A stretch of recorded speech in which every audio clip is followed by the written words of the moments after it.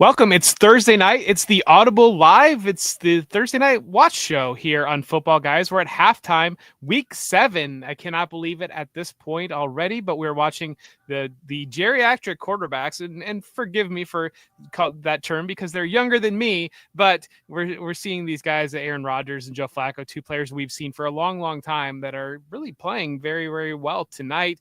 Rodgers does have 2 interceptions. One of them was a little bit of a fluky thing where DK Metcalf just got fought for the ball and the defensive back took the ball away from him. The Bengals are really playing very, very good football, and I think that that's the biggest thing to take away from this half. They've been able to establish the run game. Chase Brown looks explosive. The wide receivers look very good. Joe Flacco looks very comfortable. Ryan Fitzpatrick was talking before the game about what Joe Flacco is doing and how difficult it is what he is doing.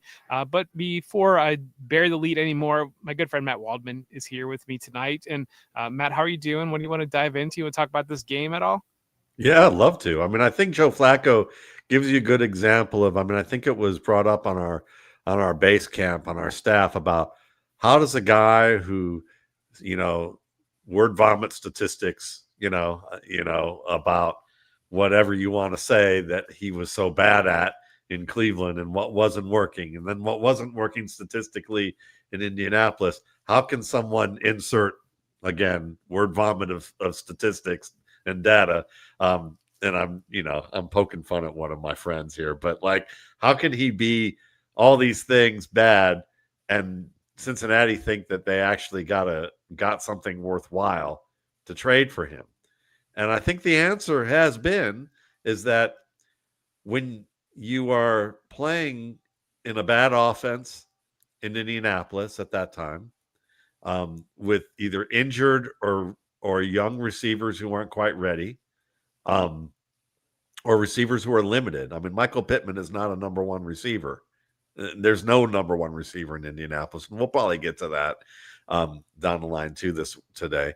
But Cleveland also doesn't have really a true number one receiver.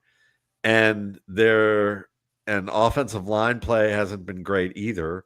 So really, you could look and say, are those statistics all on Flacco, or are those statistics Flacco, minus, good players? And so when you have a Jamar Chase, who is a bulletproof wide receiver, which we'll talk about bulletproof wide receivers tonight, and you have T. Higgins, who is a great wide receiver too, you see what Joe Burrow is able to do with them. Joe Flacco, with the skill sets that he has, what he does well is being able to change plays, recognize defenses, get teams into good plays, and then execute just good enough that if you're really good at your job as a receiver, you can make an okay quarterback look good. And I think that's exactly what we're seeing here with Jamar Chase, with T. Higgins, and with this team. And Flacco's played with, let's see, 4 different teams. So, or let's see, we've got 6. 6, isn't it? Yeah. Yeah. So the Baltimore, Denver, the Jets, the Browns, the Colts, and the Bengals. I forgot the Jets, and so, but yeah, when you play with that many teams, it may be difficult because of the terminology, but it may not be as difficult as as maybe the Harvard genius Ryan Fitzpatrick is saying. If you've played as long as Flacco has, he's probably seen enough commonalities, and I would have to think there's some adjustments going on or to him to accelerate his learning of the situation, or to make it easier for him. And I'm sure that his receivers are helping him out too, probably with things where they can. Not saying that it's easy or it's super easy, but I would have to say that it's obviously not impossible. Yeah, and I think that you look at my initial thought was that we see so much shared commonalities with the Shanahan offensive scheme, but he wasn't really in the Shanahan offensive scheme at any point before coming to the Bengals to Zach Taylor. So that's somewhere that he picking up different schemes. So it's not like there was an overlap. And you see players like Mac Jones. We talked about him. I think it was last week we talked about. No, it was 2 weeks ago. At this point, we talked about Mac Jones and that good performance against the 49 or the Rams that he had on Thursday night, and just the player that, and Sam Darnold's another example of that player that they understand the scheme, so they're in it. So that even is more credence and to Flacco. I did think it was a little bit funny because when he got traded, there was somebody had asked him a question of like, why did you want to be traded to the Bengals? And it's like, what? Are you forgetting that he gets to play with Jamar Chase and T. Higgins? He just got benched in Cleveland, and now he gets to go play with the two best receivers he's ever played with in his entire career as like kind of a final chat. Like, why wouldn't you want to be traded to the Bengals if you're sitting there and you're the backup? He got fired and went to heaven as a passing player, Oh my God. Like, no, please, in that case, okay, please fire me the way they fired Joe Flacco. Because who knows? I mean, that would be like football guys firing me and winding up like getting a chance to scout and own a team. That would be what that would be like for me. I mean, like, please, except I like football guys. I don't want to leave it, So no, we definitely don't want anybody to be fired here. No, it's I think when you look at Jake Browning too, and Browning, I think in 2023 when he played for an extended period, he played pretty solid given the circumstances. I think the situation, while it's the same, I think is also very different because at 2023, I think that was kind of written off season. And so like the expectations he was walking into, they knew Joe Burrow was done for the year. It was, whatever you put together. Whereas I think in this situation, it was more, we're expecting Joe Burrow to be back. Like the initial talks were like week 13. Well, you need to keep us afloat because we have Super Bowl aspirations on this roster with Joe Burrow. It's your job to keep us afloat. You need to do it for an extended period of time. And I think it was just a really extremely difficult situation for Browning. And it just got to be the point where the turnovers, and you would see his body language, or there was talk going into that Denver game where he was very aware about the turnovers and he wanted to make sure he wasn't turning the ball over. So instead he was throwing it into the second row of the stands and not giving the players a chance at all, and then come back that Detroit game, multiple interceptions in that game. And I think it just got to the point where it's really difficult for, he didn't have the natural skill to be able to just kind of power through some of that struggles. And so like once your confidence starts to erode in there, and that's where you're plugging Flacco in, and he's just given everybody new life. They looked really good last week against the Packers, all things considered, of Flacco playing in that game with like 5 days notice, more or less. And I mean, they pushed the Packers to the end, and that's a team that we think that they're a pretty good football team. And now they look really strong here tonight against the Steelers. Yeah, I mean, who in Cleveland were they going to go downfield with other than Isaiah Bond? And Isaiah Bond couldn't run the right route with him late in the game. He's a rookie. He's not on the same page with them. They don't have anybody. Jerry Jeudy fades at the catch point. He's like a high-end wide receiver 2 or wide receiver 1 as a route runner. And then when it comes time to actually catch those vertical shots with contested catchability, he's like a third-day pick in the draft or a UDFA. I mean, it's sad. And then Cedric Tillman is an incomplete player. Jamari Thrash, if you combine Jamari Thrash with Cedric Tillman, you'd probably have something there. Bond could be something eventually, but that's neither here nor there. And this offense isn't built to take shots downfield. It's really, especially with the injured tackles right now, because when they do, like last week, a perfect example for Dylan Gabriel is the Steelers shut down the run with good gap discipline, and they shut it down within the span of about 6 runs. I mean, after that, and then Cleveland decided we're going to try play action with a 7-step drop with 2 receivers going into a route like early. I mean, Pittsburgh was like, come on, do not bring that trash into the lane. I mean, Jalen Ramsey, by the time that 7th step was hit, Jalen Ramsey was 2 steps away from Gabriel on a blind side.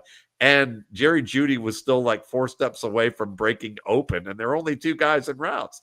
I mean, by that point, it was game over, and the rest of the time was hospital balls being thrown. And then after that, he got over that stint, people were dropping balls left and right. I mean, you can't, with Joe Burrow, with Joe Flacco, he had nobody to throw downfield to, and he didn't have his offense that could support him to do that consistently. So as much as people like Quinshawn Judkins, it's he's an RB1 talent in an RB3 offense right now. Yeah. And so that's he'll have a good week against Miami if it's not an absolute bog down there with the storm. But that's, there's going to be a lot of games that's going to be problematic. So Joe Flacco with a deep game, with that arm, with that opportunity, and a good enough run game to be able to set things up, he's dealt with pressure his entire second half of his career because he's been on bad teams. And so that doesn't faze him anymore. So, yeah, I'm with you. Yeah, and that's where we saw him have that great run a couple of years ago with Amari Cooper, and really Amari Cooper's last good football of his career, probably, and the way they were attacked vertically. That was the biggest thing with that. And then they could attack vertically and they could bring it underneath to David Njoku, and that really, really fit his game well. But you're exactly right in terms of personnel, and that's where he lands in a situation with personnel. He was solid last year for the Colts. Maybe the advanced numbers didn't say he was solid, but you watch the games, like he was definitely solid for the Colts last year. So yeah, I think I'm sorry. Some of those things. I'm sorry that Colts dropped vital passes. Maybe they didn't lead the league in drops, but I bet if you counted money down passes dropped, I bet the Colts would be in the top 12 last year for that. Yeah. Yeah. Good stuff. We got a question here. Somebody's looking at their lineup for this week real quick. We can help them here. Sutton, Keenan Allen, PPR, pick one, Pitts, Fannin, also Hurts or May. For me, I'm going to go Cortland Sutton over Keenan Allen. I think Cortland Sutton was, I don't know, maybe it's worth talking about, but that Broncos game, it was almost disrespectful what they did to the Jets. Like humiliation, maybe is a better word than disrespectful, because it got to the point where they were up by 4 and they didn't feel like the Jets could score more than 4 points. And so they basically said, as long as we don't give you the football, we've got this game in the bag. And I think Sutton will bounce back. He's looked very, very strong outside of that week. For me, I think it's Pitts over Fannin given the weather. If we hear that the weather is going to clear, it's up here in Cleveland, supposed to be something like 60 mile per hour gusts. That I don't really want any part of 60 mile per hour gusts in the passing game. But if it's outside of it, and if David Njoku misses, I would go with Harold Fannin over Pitts, and then Hurts or Drake May. And that's an interesting question too. Just a good diving off point to dive into some things, because we've seen Drake May be the fantasy quarterback 3 since week 2. But where are you going with that quarterback question? And are you going a different direction on my 2 picks? Nope, not at all. And I would go, let's see. I just need to see real quick so we're going to see basically Philly against Minnesota with more pressure. That could be a boom bust situation there. Yep. Whereas with May, he's playing Tennessee. I'm taking May as the safer pick, even though you might get more. You have more upside with Hurts. I'll put it that way, just because of the rushing potential there. But also, I feel like that when you face an aggressive defense, you want to have an offensive system that is the veterans have experience with, and also that you have faith in the play caller. And I can't say we have faith in Kevin Patullo as an experienced play caller who's very good at being able to, he has proven much other than proven that he's been very good at taking like elite tier players and making them struggle just schematically. So I would say May's the safer bet against Tennessee, especially after a firing. Teams either are fired up after a firing and play competitively, so this could be a higher scoring game than we expect, and May's going to have to continue to throw. And we know that they can't run the ball right now. They haven't been running it very well. So at worst, this is going to be a balanced effort. I don't think it's going to be a blowout against Tennessee. Whereas with Philly, I could see it kind of being a really volatile situation all around.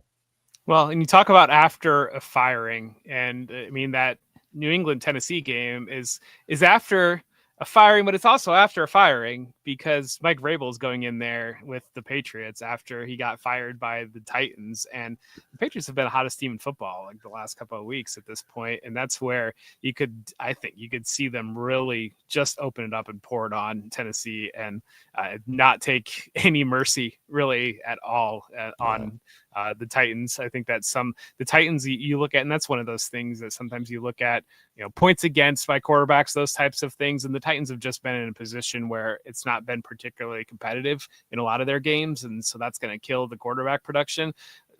I don't feel like the Patriots would let up off the throat of the Titans, given the opportunity and given the way that they've been playing of late. We do have, but I think that the Minnesota game and Philadelphia game is really, really interesting because you're looking at, like this question says, will Wentz keep the starting job for the Vikings going up against the Eagles, which, there's definitely some narrative involvement with Carson Wentz going up against the Eagles and Jalen Hurts, who took his job. But I think that, where's your mind maybe on this Carson Wentz thing, where this JJ McCarthy thing?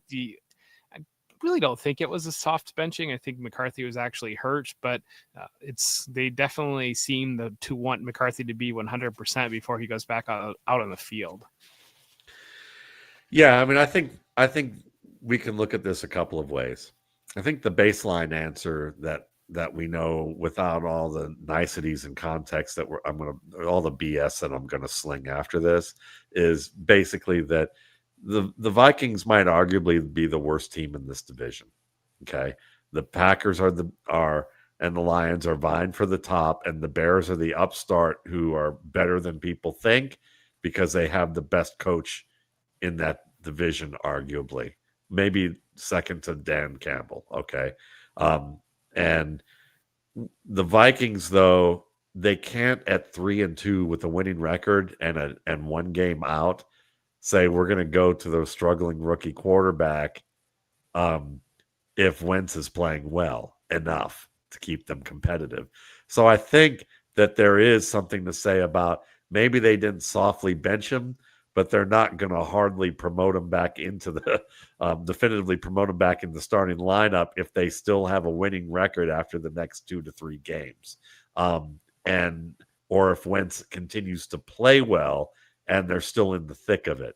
But if 3 or 4 games from now Wentz looks awful and he's the reason they lost, then they can say, yeah, Wentz is a good backup, but we need to bring McCarthy in there and we're going to roll with him and commit to him, hell or high water. And I think that that's where this is really at is that the part of the business part of the NFL, they can't bench Wentz and look like they're giving up on the season and using this as a developmental opportunity for McCarthy until there's enough, and there's enough talking points for them to cover their assets for doing so. Yeah, I think one of my favorite pieces that you wrote that I read, you were talking about, you told the story about Joe Brown going up against the Giants, or not Joe Brown. Brown's running back. Jim Brown. Jim Brown, yeah. Yeah, going up against the Giants, but the piece was about momentum, and the piece was about like feeling basically in sport, and then looking at the analytical view that momentum's not real, and you did a great job of illustrating with that story about Jim Brown going up against the Giants and how the Giants were raking at his eyes in the first half, and he basically couldn't see at halftime, and then he went out the first play of the second half, broke an 85-yard touchdown run, and it was basically just humiliated the Giants over the second half of that game. And I think that's really interesting because you talk about the Minnesota being the fourth best team in that division. I think it's very real in an NFL season of I think you look at the Commanders last year getting to the NFC title game, and I don't think the Commanders were anywhere near NFC title talent last year, but they had a couple early breaks that broke in their direction. They had Jaden Daniels come in, and once you start to stack belief in your team in that year, there are so many of these games end up being so close. And I think I think the Colts are a great example of it now, where like the Colts kind of just believe in themselves now in a way that they probably didn't believe in themselves previously. And so you can get into some of these situations. And I think the Vikings last year were an example of that, where they probably are closer to a 9-8 type of a talent team, but you start to stack those wins and you just believe in yourself going into that. And then you see on the other side of it too, I think you see some talented teams that I hesitate to say the Eagles are there right now, but because they're still in first place, but at 4-2, losing 2 in a row, you start to ask yourself some questions. You start to allow teams to hang around, lose games the way that they did against the Broncos. I think it works both ways. I mean, the Bills behind me, it's like the Bills 8 days ago, it felt like they were just going to win the AFC East by Halloween and there was no drama at all. Now they've got 2 performances in prime time against the Patriots and the Falcons, where, I mean, the Falcons just brutalized them.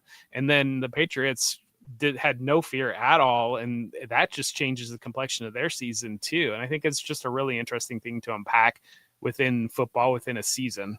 Yeah, I mean, momentum is very real.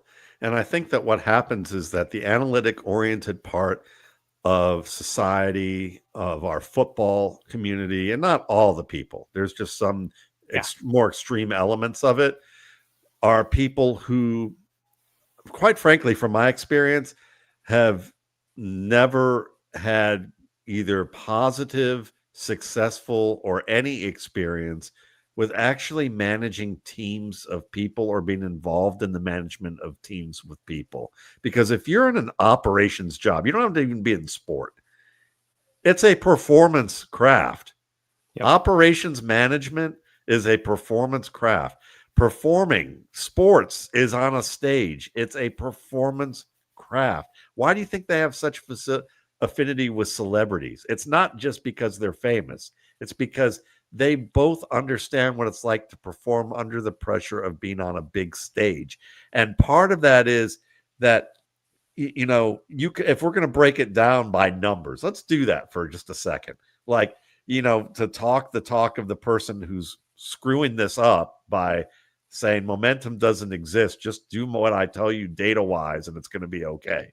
Okay. The difference between the 99.5 percentile and the 99.99 percentile is literally like a million errors, basically, or not a million errors, but like, it's a small amount, but it amounts to errors per million and the certain number of errors per million. Well, if you're going to be so emotionless and dry and like emotionally unintelligent and just tell people, well, we've just got to be one part better, one part per this, something that you can't even conceptualize or even want to, if your job is as such that you're not getting paid to the level of the person telling you this, and you've got a real life, you've got to incentivize different people better. And you've got to get them to buy into the team element. And you also got to get them to buy into the fact that when you have success, it breeds more success. And you've got to point terms in a success that are something a little bit more real and tangible to them than some abstract number. And when you do that and people feel like they're doing things to help each other and that they can feel, you have a feeling when things are working. And when things you start having success, you start having confidence. And when you have confidence, you don't think about what you're doing. You just actually start reacting to the things that you've learned how to do at a level that it's just becomes more subconscious. So now you're actually playing at a level higher or performing at a level higher than you were. And so it feels like you can't be stopped. It feels like that it's inevitable. It feels like it's invincible. I remember just as a musician, I remember, as a young musician wanting to, playing, I remember, I would play solos and you're going to be very critical of yourself as a soloist, just like if you were on a stage giving us a monologue or if you're giving a presentation, we've all given, a lot of us have given presentations. And you give a presentation, you might be nervous of who's in the room or whatever's going on. And if you've ever given a presentation where you're just flat pissed off, okay, like something happened just beforehand and you are so angry you could spit and you don't even care what anybody flipping thinks about what's going on before you go into that room, and you present it and you're angry, but you're like, but you have to sublimate that to get through this because you don't want to get fired.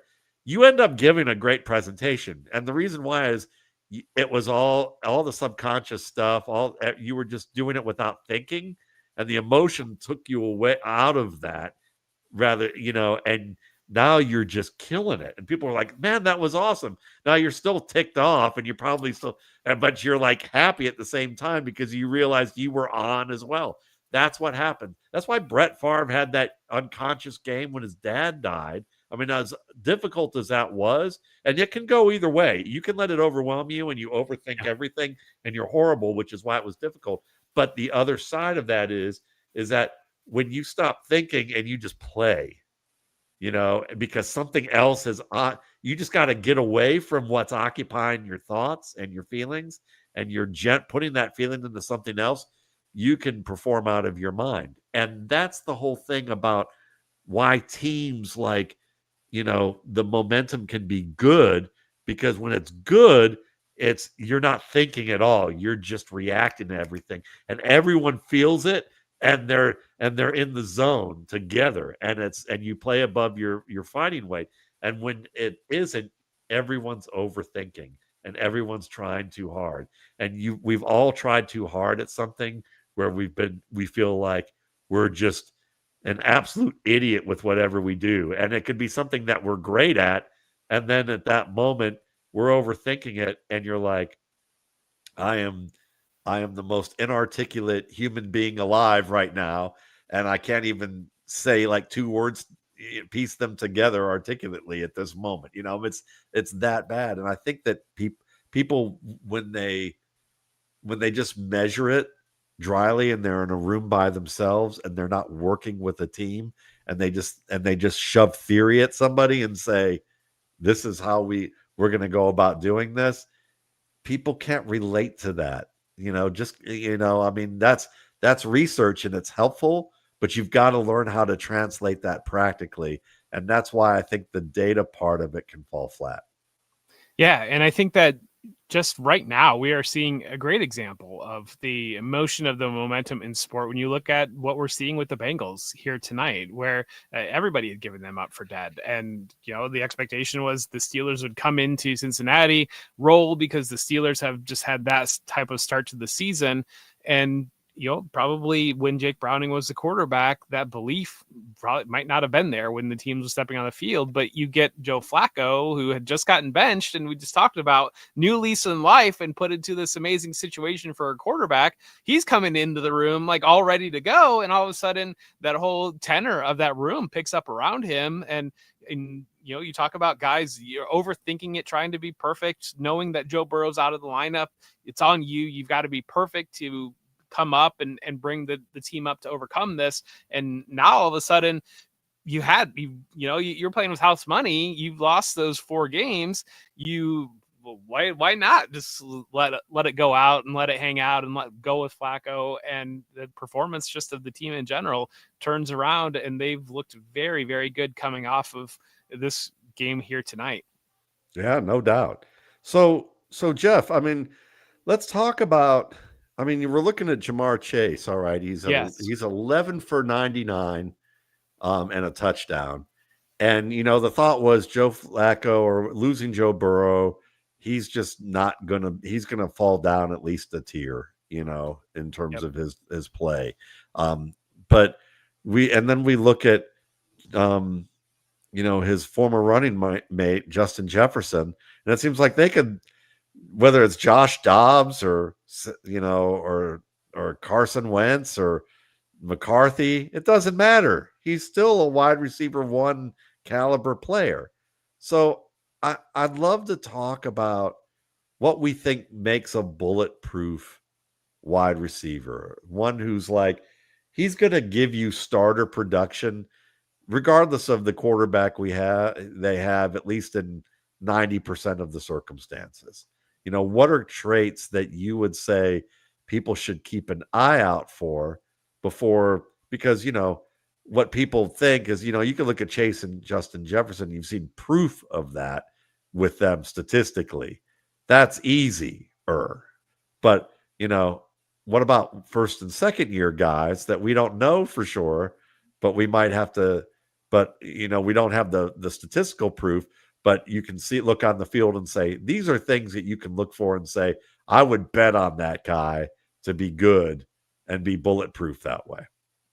Yeah, I think it's really just marrying, especially young players, just marrying the athletic ability, the athleticism at an elite level, along with being a technician, being able to create space, being able to open up, and being able to be natural at the catch point. That's one of the things that you always talk about with these receivers, is that the ability at the catch point, not clap attacking, but having the natural ability to be ready to accept the ball and bring it in and secure it. And just, I think that you see those players that I think it's really hard to describe sometimes, because and this, like, we talk about analytics, like you've watched a lot of football, I feel like you see these guys and you see it like right away. Like when you're, especially like you're watching college players, like I'll get a name from somebody and I'll look, and it's like I can feel like I can tell pretty quickly of like, this is an NFL receiver and this is not an NFL receiver. And it's just like one of those things that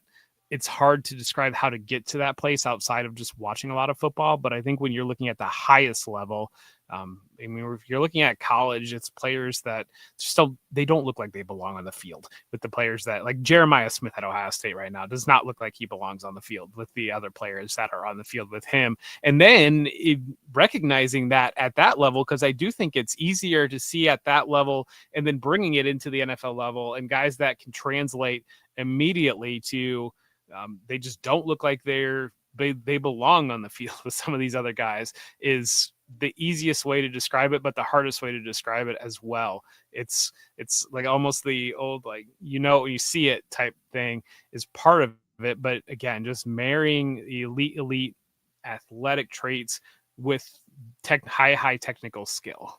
Yeah, I mean, I think that that's a great answer in terms of just definitely from an overview standpoint of that it's technique and athletic ability. And I think for me, specifically, how I would translate for people is like talking points to say is that you want players who can run enough of the route tree to work inside and outside. They got to Yeah. be able to work the middle of the field and downfield. They got to be able to go deep one on one against defenders, but they also have to be able to run those routes between the 15 and 25-yard range that are the timing routes where the quarterback takes 3, 5, or 7 steps and the ball comes out and they're breaking open on the ball. When you've got a receiver who can do both the beat the deep guy deep and beat the guy on those routes, you have a complete route runner man to man.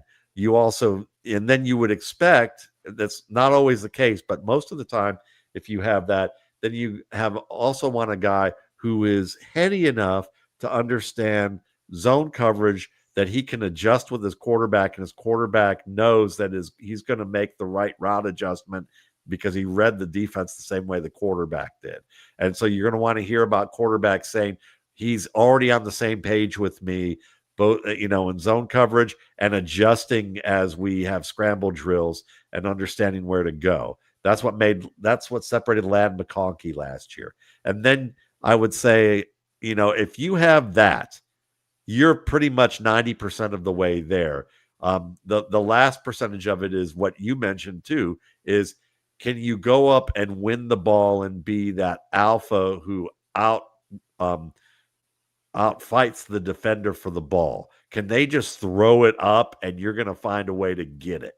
So if you've got that, you've got all those things, you're that bulletproof receiver, because it's easier. It's easier on, you have enough baseline skills that even like the lowest common denominator of a quarterback is going to feel like I've got a reliable guy who's going to be able to be where I think he's supposed to be. And if he's better than me at this, he might even coach me up on some of this stuff during offensive meetings during the week and say, this is what me and me and the starter used to do in these situations. So when you see this happen, keep an eye on that and throw it this way.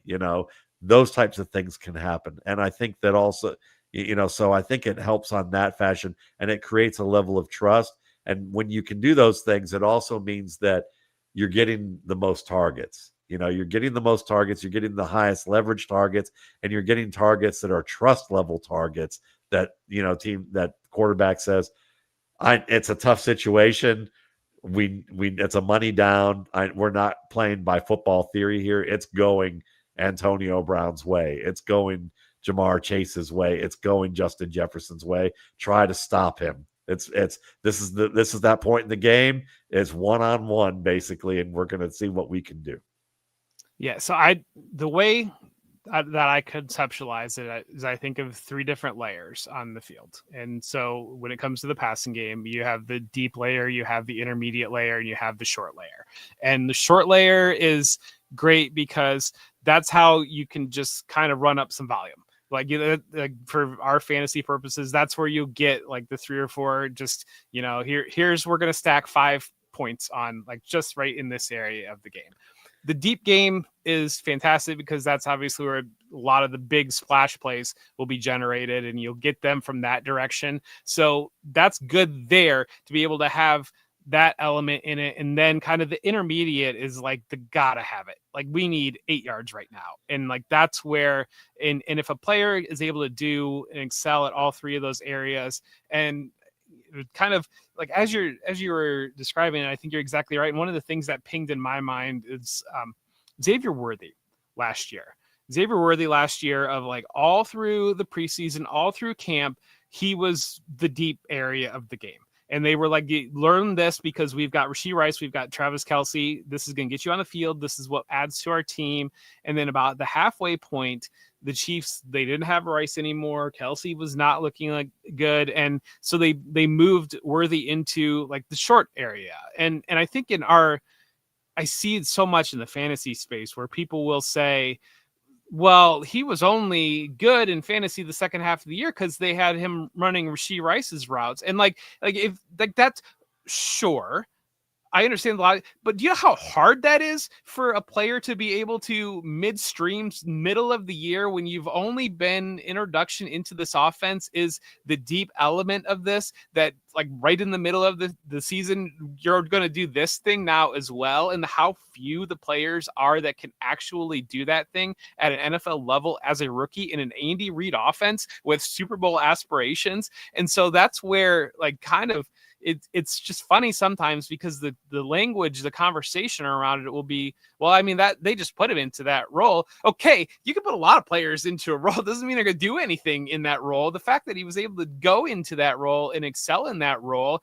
is a good first step to understand. Or like I look at like CeeDee Lamb's progression. And I think that I've talked about this with Dave Kluge on our show, just kind of the old year 3 wide receiver thing, but it's like a marrying of like, it naturally lands at year 3 because year 1, your offense is trying to figure out what can you do? What can we do with you? And how can we integrate you here? And we're not really scheming things up for you right now. We're getting you on the field. You're going to be there, some proximity work and whatnot. And then year 2 is kind of more, we're going to be more intentional with you. We're going to work you in different areas, and we're going to see what all you can do in these different areas. We're going to add an element onto it. And think about Puka Nacua. When he started out, he was basically running one route for the first half of his rookie year. And then they just threw everything kind of on top of it. And he's still kind of there and learning the progression. And then usually year 3 would hit that point where like, okay, we know exactly what we have here with you. And this is now fully schemed into our offense. This is where we're going to create these opportunities. Because I think the other thing of it is like the understanding of the NFL passing games. Everything is happening so fast. The amount of, I see all the time, like first read targets. And I would love to understand how somebody like knows that that's the first read targets, because how do you not know like that the first read was something that was already picked up pre-snap and they've already moved off of that first read? Like you don't know that, like watching tape. So like the idea that you know what the first read target was, it could be the third read target by the time the ball is actually snapped. Is that incorporated into PFF grades? I don't know anything about what's going on I right don't now. either about I've that been either, so but I just busy be with curious. work that like I like pop on occasionally, and it's just everybody's I losing their just mind about that. I But like know they are. It's hilarious, but it is, but it's it's like helping it's PFF continue to drive up their business though, and they're loving every yeah, bit of it, yeah, yeah. even if they That's protest. They're protesting too much. That's the game. No, but I think it's really but again, everything's very, very intentional in the passing attack. And Yeah. it's like the motions is a good key to unlocking it, and like these offenses that have so much motion. And it reminds me a lot of, if you watch the NBA and if you would have watched the NBA when the Pacers played the Knicks in the Eastern Conference Finals, and what the Pacers did against the Knicks is basically they would just screen and rescreen until whoever Jalen Brunson was guarding would get stuck on, because when you're screening in basketball, you have the screen, the guy rolls off, and the guy that was over here gets on this other guy. And the Pacers would just continually over and over again screen and rescreen until Jalen Brunson would get stuck on the guy with the ball, and then they would just attack him. And that's really what you're seeing a lot with the pre-motion and all those different things in the NFL, is just these offenses are just shifting every single thing around to be able to get the defender that they want in the position that the defender does not want to be in, and then just hammering that over and over again. And so I think it's just, there's so many layers in it. But when you look at a bulletproof player, it's that player that immediately is being utilized in different areas of the field and immediately is intentional. Like a Malik Neighbors is a bulletproof player of like immediately being attacking at all three levels as a rookie and getting the volume that they're getting immediately and succeeding with that volume. Yeah, I would add Devontae Adams is clearly a bulletproof player. But he wasn't as a prospect. It No, took him a long time to get there, and that's everybody was right. ready to write him off. That's right. But you can develop into one, and Yes. he was playing. Look at what he did on the Jets. Is he was their top player. Now he's got Puka Nacua. At least he had Puka Nacua, and he was still a wide receiver too. In the fact now I got it wrong because I thought he was going to be the more productive of the two, but it makes perfect sense why he's not. I mean, I wish I had thought about it more, which was, you're the best route runner on the team. Who are they going to stick the primary guy on? Who's going to be the guy that's going to run off things and open up the field for for the highest volume player? It's going to be Adams is going to be more the decoy or the guy that gets taken care of first. So of course Naku is going to rack up big time numbers. That makes sense. You're not going to force the ball in those situations when you have that dynamic. So, but that's the thing. You're not looking at. You may be disappointed. If you're me, you may be disappointed that you went too bold on Devontae Adams, but it's not like you picked a wide receiver 1 and got a wide receiver 4. Which is what some people do when they pick guys who, have, jump ball status and don't run complete routes and have trouble catching the ball, or, incomplete games in that level. So that's the nice side of that. So what about this? You brought this up. I thought it's a great topic. Talking about, midseason, who are players that you feel who've risen the most for you in dynasty formats? Who are players that have fallen for you in dynasty formats? We've talked about him before, but I think Quentin Johnston's a natural place to go on that in terms of a riser. Oh, yeah. I mean, seeing him step up as really just, and again, that's a year 3 wide receiver that has been able to unlock some things in his game coming off injury now. So we'll see how that can continue off of injury. Another year 3 wide receiver, Trey Tucker, is an interesting one, because I think Trey Tucker is viewed as, he had the big game in week 3, and like I think it's kind of viewed as that was a fluke, and it's just, what's really here. And you hear Geno Smith talk about him, comparing him to Tyler Lockett, and you watch the games, and it looks to me like he's more comfortable going to Tucker than he is going to Jacoby Myers. We know that there's those trade rumors around Jacoby Myers, and maybe that's something that a team that falls out of it, they move him off, because, and largely, I'm already seeing it of like the conversation of, well, they trade Jacoby Myers because it's going to be Jack Besh. Like it's all about Jack Besh. And it's like, well, they trade Jacoby Myers because they're comfortable with Trey Tucker as like being their number 1 receiver along with the tight ends. Like they're not going to trade Jacoby Myers because they want to put Jack Besh in as the primary receiver. But I mean, that's kind of the way that we usually work in Dynasty Brain. We are so quick to write some of these players off that we think that we know exactly what they can be in their career. I think Alec Pierce was one of those players last year where we had written Alec Pierce off. We know exactly what he could be, and injury has taken away from it a little bit this year, but he's been making plays when given opportunity. I think those are two players that kind of come to forefront of mind of players that have been risers this year. No, I love it. I mean, a mutual friend of ours, Dan Hatman, the founder of the Scouting Academy, former Eagles and Giants scout, has always been a Trey Tucker fan. And, I look back at my grade for Trey Tucker because pre-draft, and I had him as a player who was on my scale of 1 to 100. Anything over 80 is a guy that has a chance to become a starter in the league. If you're at, and really anything over 76 is a pretty good bet that they're going to develop into a contributor on some level. And he was at an 80, which is a nice score. And he was someone that I thought at Cincinnati, he was a special teams guy, speedster, small, but he runs well. He has good contact balance and pad level. He's more physical than his size would lead you to believe. And I thought he was really just starting to develop good route techniques with timing routes. And you could see that coming to the fore before he got drafted. And you're seeing that now. And it's funny, this week in our Football Guys Roundtable, I did some wide receiver true false where I made statements and said, you tell us whether it's true or false. And one of those receivers I listed was Trey Tucker, and nobody even took on the Trey Tucker one. I had to take it on at the end. There were compelling names. So it's not like I'm dissing them hard about that. But it was like, the idea was they didn't know what to make of Trey Tucker, and it's understandable that, you wonder and especially how unattractive the Raiders situation is. But I agree with you. I think that's why Jacoby Myers is tradable, is because Trey Tucker has developed that much. So no, I love that idea. And Alec Pierce, I mean, listen, I've always been an Alec Pierce fan in terms of what I thought he could develop into. I mean, he had to hold on to the ball a little bit better, but we're seeing some good work from him. I don't know I thought he could become a good wide receiver too, eventually, kind of like who can go deep on you, but also can give you more of that intermediate look, kind of a middle-class T. Higgins, that's kind of where I would see that. In terms of risers for me, let's talk about a faller. I really thought Pat Freiermuth was going to be something this year. And the Steelers beat writers were saying, this guy's going to be the heartbeat of our offense. And then you're hearing heading into this game, which, by the way, he just scored a touchdown. And I'm sure it looked like it was a red zone play.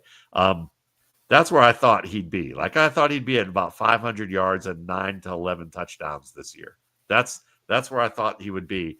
And this is his first touchdown, I think, this year. It might be, maybe he's had two. Maybe this is his second. But he's not. They were talking last week about the possibility that he's not going to play as much in the games, that they were going to curtail his reps. And I really thought he was clearly the best tight end in this group. And the Steelers don't feel that way. And I almost feel like that it's a shame, because I think he's a plus version of Hunter Henry. And I'm not sure what's going on with that situation, but he's someone that's falling for me at this stage for sure. So Mike Tomlin, he said basically what is happening is when they're playing defenses with 4-3 fronts, and most defenses now are basically 4-2 fronts, but they like to have Darnell Washington in the game because he gives them basically an extra offensive lineman who he's pretty athletic for his size, all things considered. And so and I think some of it leans on not having another receiver outside of DK Metcalf. And so you don't have anything threatening the defense. And so the defense is able to sell out to kind of stop the run, attack the short passing game. And so I think that it all just kind of plays together as them saying we don't have another receiver outside of DK Metcalf. We have absolutely nothing to threaten defenses with downfield. We need the protection for Aaron Rodgers. We want to some level of physicality in our run game, and Darnell Washington helps to unlock that, whereas Pat Freiermuth doesn't in the same way.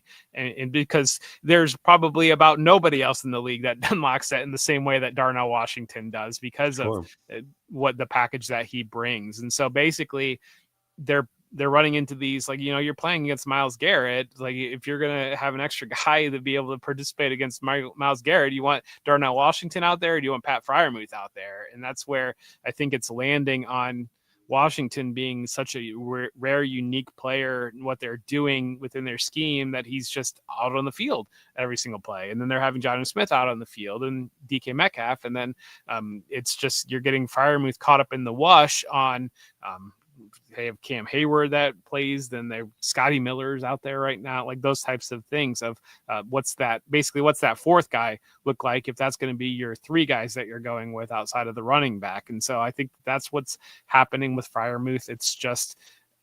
He's just stuck in a situation. Yeah.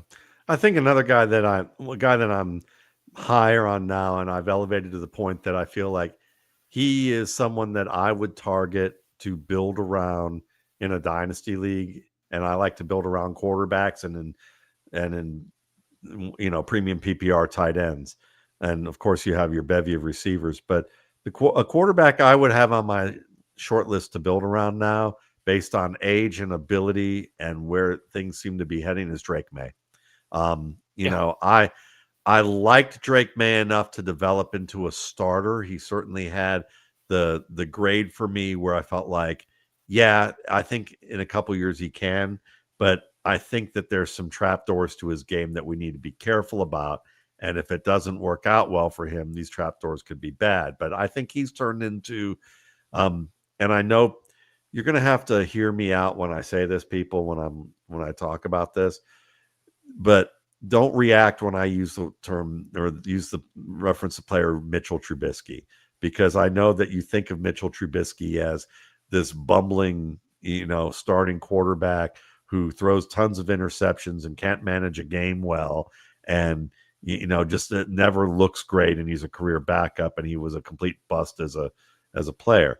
But what Mitchell Trubisky brought as a prospect, and I didn't think he was going to be a very good one. I was not a big fan. I mean, I thought there's a chance he could become a starter, but the big red flags were game management in either end of the field, trying to play hero ball too much, things like that. But what he brought was a good enough arm, great athletic ability to run and extend plays. And when he was on, he could make some really awesome throws for you. But I think that what Drake May is what people hoped Mitchell Trubisky was going to be, and a little bit more. He's aggressive downfield. He buys time well. He's managing the game well. He wasn't managing it well at North Carolina. He's doing a much better job of that. And as a result, I mean, we're seeing a player who is what I think the Chicago Bears wish they had picked, or what they thought they saw in that player, and they picked him over Patrick Mahomes. I'm smirking a little bit because I've got the game on over here, and just as we were talking about Pat Freiermuth, they go to him back-to-back plays. He makes the nice play that he made on a kind of it's almost like a wheel route. They're running, seeing it like out of the corner of my eye, I'm catching it, and all four tight ends are in with DK Metcalf, so they're like running. I think they're just leaning into jumbo personnel. They're rotating the backs through. And so, of course, as we're talking about it now, Freiermuth's up to 3 receptions for 39 yards and a touchdown. Well, we reverse bloomed him. And that's what the Cleveland Browns fan, Baltimore Ravens fan would do against the Steelers team, is reverse bloom them. So exactly. we did it. Now they go to Darnell Washington in the red zone, get it inside the 5-yard line, and they're down there. I mean, this is really, really a quite entertaining game, which might be a good segue to is there anything else you want to talk about tonight?